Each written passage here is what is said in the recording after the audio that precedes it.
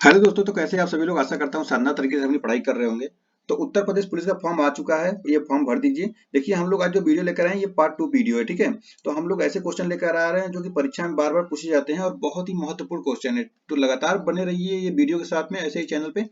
हमारे चैनल का नाम है पीआर नॉलेज रिसर्च सेंटर। तो अभी तक आप नहीं ज्वाइन किए हैं तो ज्वाइन कर लीजिए। और इसके पहले पार्ट 1 करा दिया गया है, तो उसको भी आप जाकर देख सकते हैं। देखिए, इसमें 100 ऐसे क्वेश्चन हैं जो कि एग्जाम में बार बार पूछे ही जाते हैं। और अगर आप भी अगर एग्जाम में बैठेंगे तो इस वीडियो से ही आपको कई क्वेश्चन मिलेंगे। और जो इसके पहले वीडियो कराया आप उसको जाकर देखिए।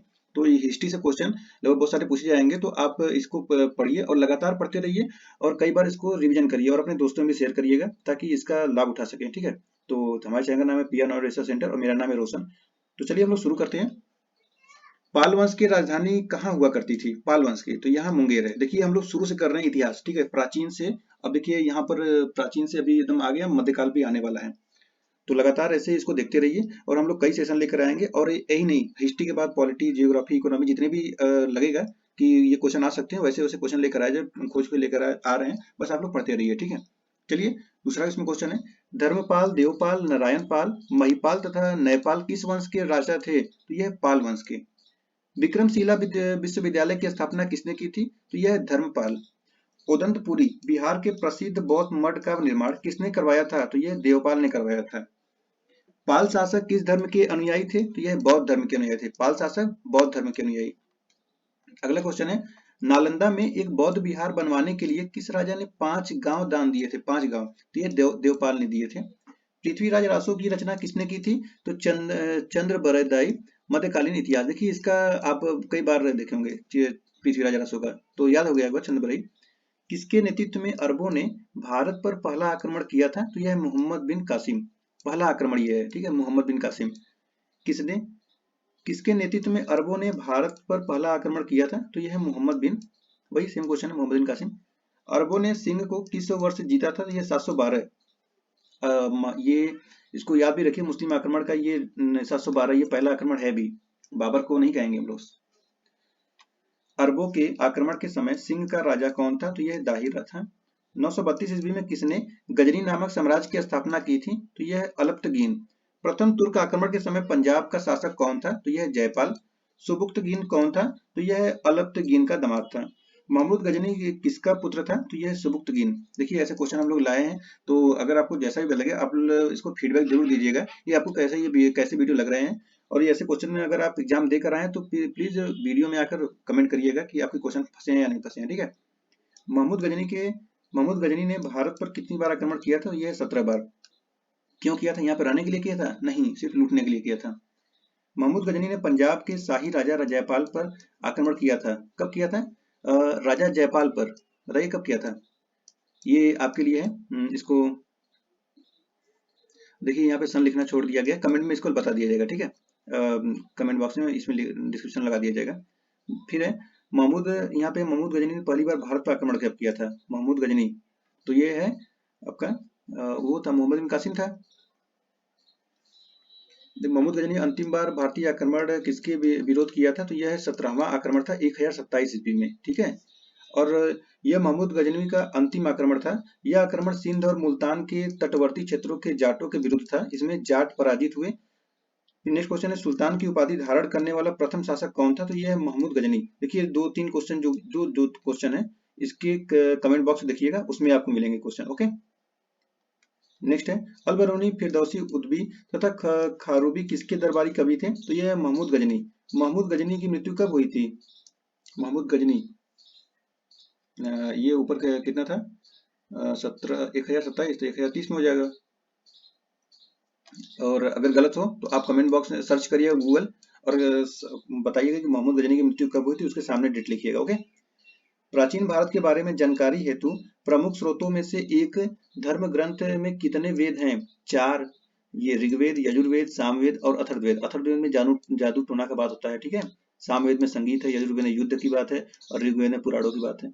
किस वेद से हमें आर्यों के राजनीतिक प्रणाली तथा इतिहास के बारे में जानकारी मिलती है? तो यह है ऋग्वेद। चारों वेदों में से सबसे प्राचीन वेद कौन सा है? तो यह ऋग्वेद। मत्स्य पुराण में हमें किस वंश के बारे में पता चलता है? तो यह आंध्र सातवाहन वंश। मोहम्मद बिन तुगलक की मृत्यु कहाँ हुई? ठट्टा में। मोहम्मद बिन तुगलक के बाद दिल्ली का शासक कौन बना? तो ये फिरोज शाह तुगलक बना। फिरोज शाह तुगलक किसका बेटा था? तो गयासुद्दीन के छोटे भाई रज्जब। हिंदू माता हिंदू माता से उत्पन्न पहला मुस्लिम शासक कौन था? तो ये फिरोज शाह तुगलक था। नेक्स्ट क्वेश्चन है, फिरोज शाह तुगलक ने इस्लामी कानूनों द्वारा स्वीकृति कौन से कर लगाए? तो ये खराज, खम्स, जजिया, जकात। याद रखिए, खराज, खम्स, जजिया, जकात। गरीबों की सहायता के लिए फिरोज शाह तुगलक ने किस विभाग की स्थापना की थी? दीवान ए खैरात नामक दान विभाग ये था।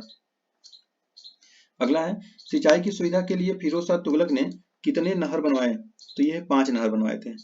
एक मिनट।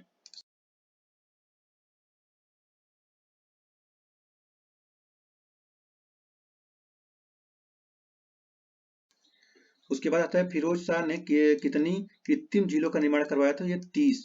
फिरोज शाह ने किस नाम से सिक्के चलवाए थे? तो ये है अदूदा और विक और ससगानी। ठीक है, देखिए फिरोज शाह तुगलक का बहुत सारे काम है, तो इसको याद रखिए, क्वेश्चन पूछेंगे।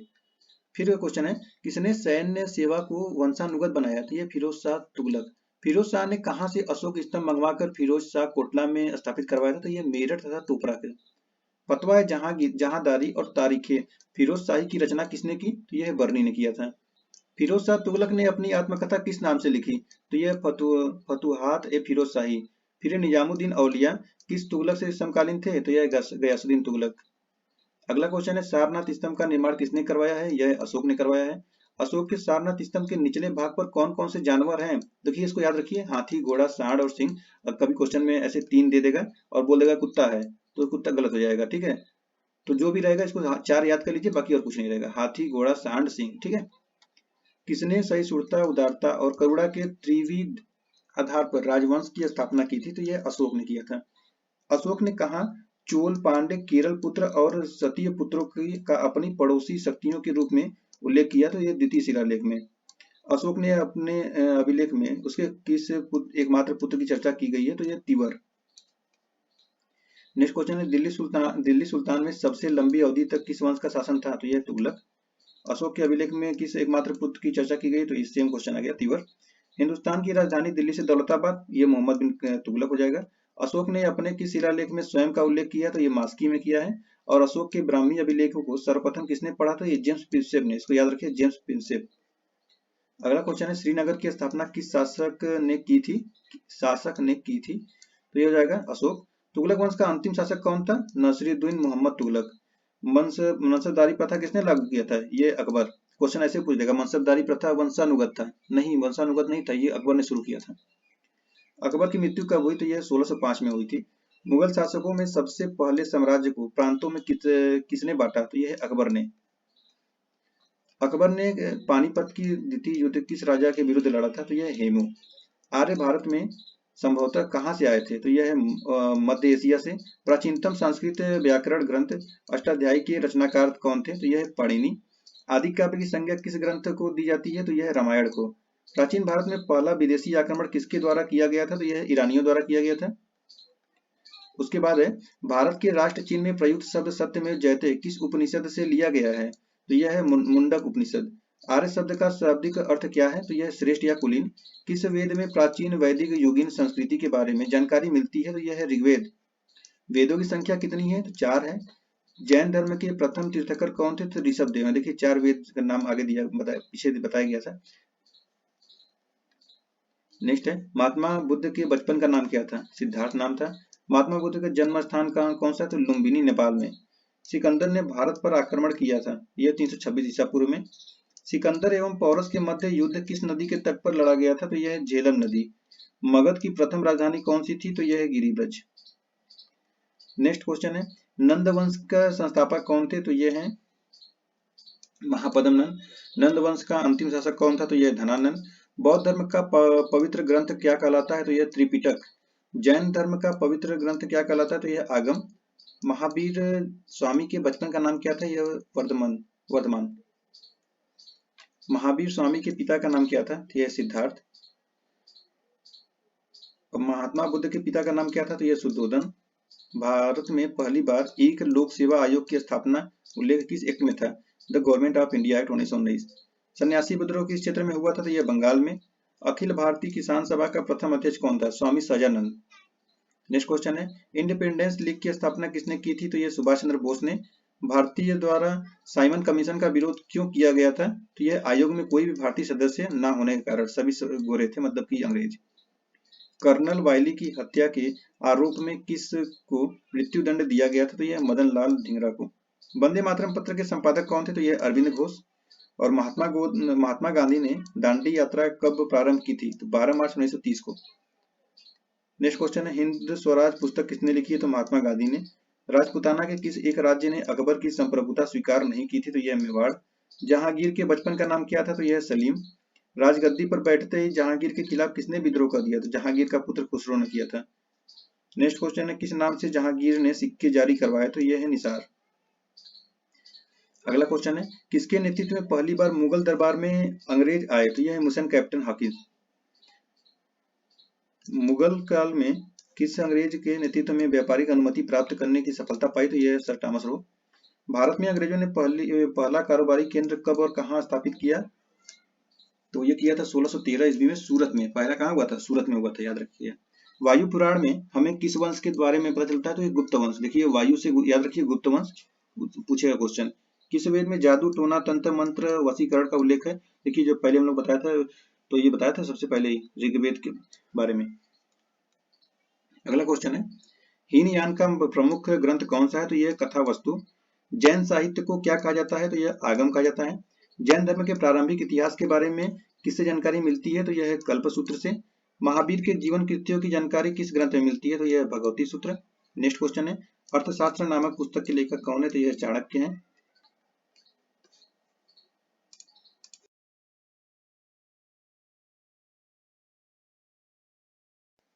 तो देखिए इस प्रकार हम लोगों ने लगभग यहाँ पे लगभग नहीं 100 क्वेश्चन किया है, ठीक है। और ऐसे भी वीडियो इसको हम लोग लेकर आएंगे। देखिए अगर आप हमारे चैनल पे आए हैं, तो अगर आप यूपीएससी की तैयारी कर रहे हैं, पीसीएस की तैयारी कर रहे हैं, आरओआर की तैयारी कर रहे हैं, तो इस पे टेस्ट चला जा रहा है, जो कि सभी पेड होते हैं। हम लोग खरीद कर इसको टेस्ट करा रहे हैं, ठीक है। तो ये टेस्ट है यूपीएससी के लिए, पीसीएस के लिए, आरओआर के लिए। तो अगर आप एग्जाम देना चाहते हैं तो इन सभी का टेस्ट करते रहिए, लेकिन प्रैक्टिस करना बहुत जरूरी होता है, ठीक है। और इस टेस्ट के साथ में आप अगर तीनों तैयारी कर रहे हैं तो इसके साथ में घटना चक्र जरूर पढ़िए, क्योंकि घटना चक्र पढ़ेंगे तो आपको प्रीवियस ईयर क्वेश्चन जो भी पीआईक्यू रहेगा आपको समझ आएगा कैसे कैसे क्वेश्चन पूछ रहे हैं और पैटर्न समझ में आएगा। तो इसमें सिर्फ एक ही सब्जेक्ट नहीं, बल्कि history, polity, geography, economy, environment, science and tech सभी पर वीडियो बनाया गया। बहुत सारे मेहनत किए गए हैं इसमें, तो आप लोग लगातार वीडियो को देखिए। और अगर आप एनसीईआरटी पढ़ना चाहते हैं, कंप्लीट एनसीईआरटी हिंदी में, जो कि 6 से 12 तक का पूरा टोटल कराया गया है, तो आप एनसीईआरटी भी देख सकते हैं। और उसके साथ साथ करंट अफेयर, जो कि मंथली मैगजीन है, तो इस पर कराया गया है। और अभी जितने भी मंथ आते जा रहे हैं तो उस पर कराते जा रहे हैं हम लोग, ठीक है। तो लगातार आप लोग बढ़िए। तो हमारे चैनल का नाम है पीएन नॉलेज रिसर्च सेंटर, तो इससे जुड़िए और अपने दोस्तों में शेयर करिए अगर अच्छा लगे तो, ठीक है। चलिए, तो इस वीडियो के लिए जो भी आपको जैसा भी लगे, प्लीज अगर देख रहे हैं तो इसको कमेंट करिए, फीडबैक दीजिए अपना कैसा लगा वीडियो। जो भी कोई त्रुटि हो तो उसको जरूर पूरा किया जाएगा। चलिए, आप सभी का बहुत बहुत धन्यवाद जो आप हमारे वीडियो देख रहे हैं, और अपने दोस्तों में शेयर करके सब्सक्राइब कर लीजिए channel. Thank you so much.